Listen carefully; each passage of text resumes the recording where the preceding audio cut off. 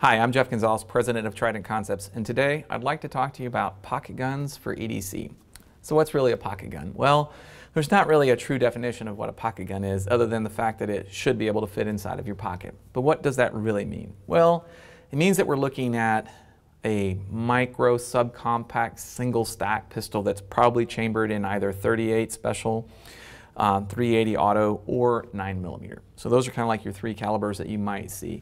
You could probably see some that are much smaller, and you can probably see some maybe a little bit bigger, but those are going to be the sweet spot for the most common versions of pocket-friendly EDC type guns.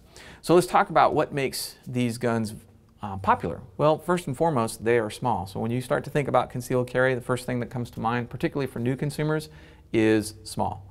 When you're looking at a small pistol, more than likely you're going to be more inclined to carry that pistol as you go about your day in an EDC format. All right? So small equals more than likely you're going to carry. And remember, even a small, what might be considered underpowered gun might seem like it's a bad idea, but a small underpowered gun that you carry is better than that full power gun that you leave at home.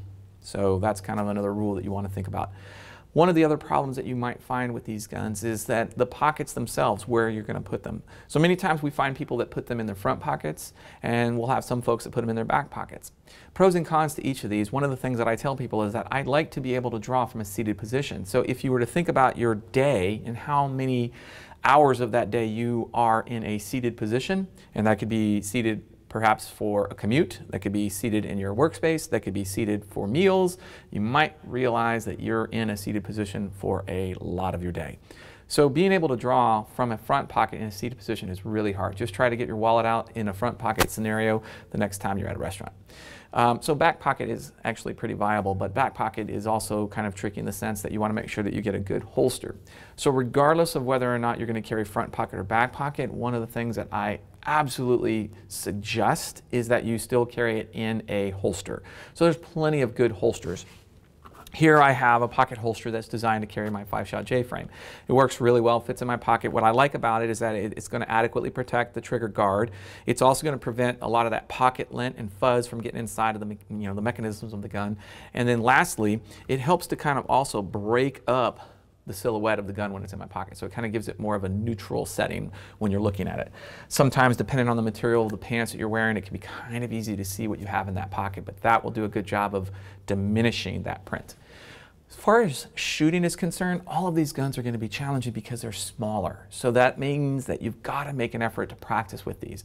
My rule of thumb is if you can't fire 50 rounds, so a single box of ball ammunition, without it being extremely painful, uncomfortable, or just flat out like you don't want to do it, then it's probably not going to be a good gun for you. Because if you can't expend 50 rounds in a single session, you're probably not going to continue to practice because it's going to leave sort of like just a bad taste in your mouth, if you will.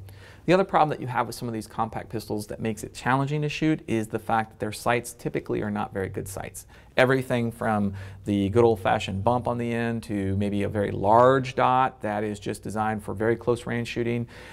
Some options that are available for aftermarkets are there, but not every gun is going to accommodate them. So sometimes you can improve that sight system and help improve your hit ratio, but again, that's going to be a gear solution to a training solution that you probably still need. The one other problem that you're going to run into is going to be the actual trigger or the fire control system. Notoriously, these smaller guns have terrible fire control systems. So one of the things that I can suggest is practicing to help overcome that. There might be some things that you can do with the help of a good gunsmith, but ultimately these guns just weren't designed to have that really nice clean trigger. All of that means that you've got to do the work to be comfortable with this. If you're going to carry it, you've got to put in that work. And again, if you can't fire 50 rounds without it being a horrible event, then you might want to reconsider that gun. Whatever gun it is that you're going to carry, be safe with it, be comfortable with it, and practice with it as often as you can. All right, I'd love to hear your comments. Please feel free to post them down below. Until then, take care and stay safe.